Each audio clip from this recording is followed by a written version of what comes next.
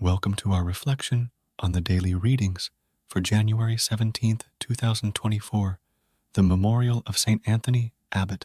Let's immerse ourselves in these scriptures and seek their wisdom for our spiritual journey. Reading I, David spoke to Saul, "Let your majesty not lose courage. I am at your service to go and fight this Philistine." But Saul answered David, "You cannot go up against this Philistine and fight with him, for you are only a youth, while he has been a warrior from his youth." David continued, "The Lord, who delivered me from the claws of the lion and the bear, will also keep me safe from the clutches of this Philistine." Saul answered David, "Go, the Lord will be with you." Then, staff in hand, David selected 5 smooth stones from the wadi and put them in the pocket of his shepherd's bag. With his sling also ready to hand, he approached the Philistine.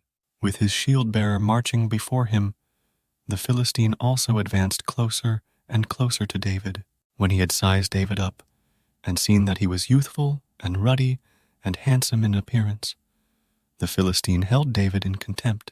The Philistine said to David, "Am I a dog that you come against me with a staff?" Then the Philistine cursed David by his gods and said to him, "Come here to me, and I will leave your flesh for the birds of the air and the beasts of the field." David answered him, "You come against me with sword and spear and scimitar, but I come against you in the name of the Lord of hosts, the God of the armies of Israel, that you have insulted.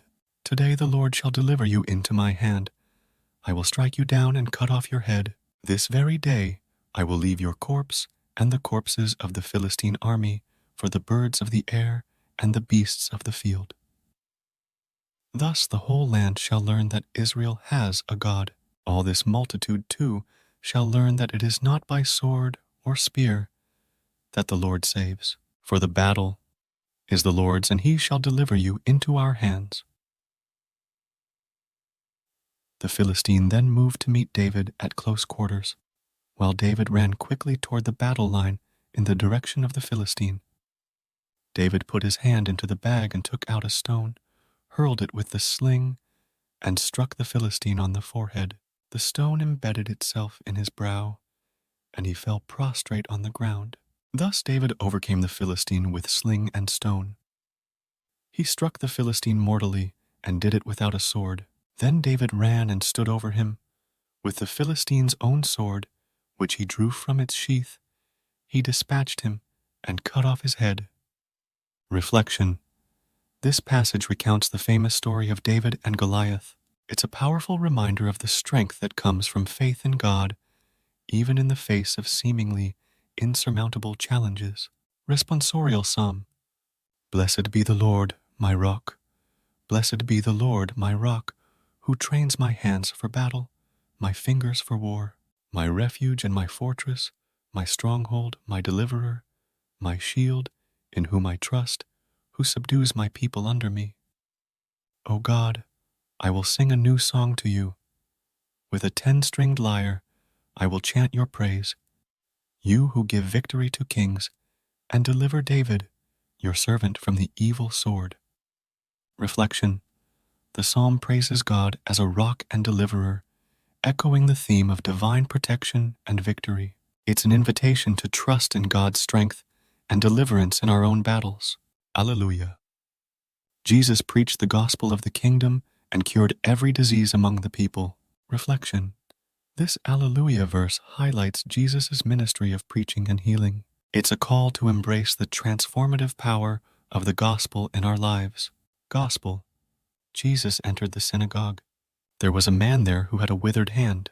They watched Jesus closely to see if he would cure him on the Sabbath, so that they might accuse him. He said to the man with the withered hand, "Come up here before us." Then he said to the Pharisees, "Is it lawful to do good on the Sabbath rather than to do evil, to save life rather than to destroy it?" But they remained silent. Looking around at them with anger and grieved at their hardness of heart, Jesus said to the man, "Stretch out your hand." He stretched it out, and his hand was restored. The Pharisees went out and immediately took counsel with the Herodians against him to put him to death. Reflection.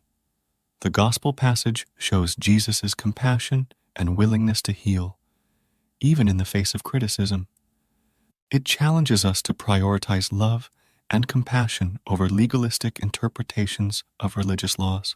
Today's readings inspire us to have faith in God's power, trust in His protection, embrace the gospel's transformative message, and act with compassion.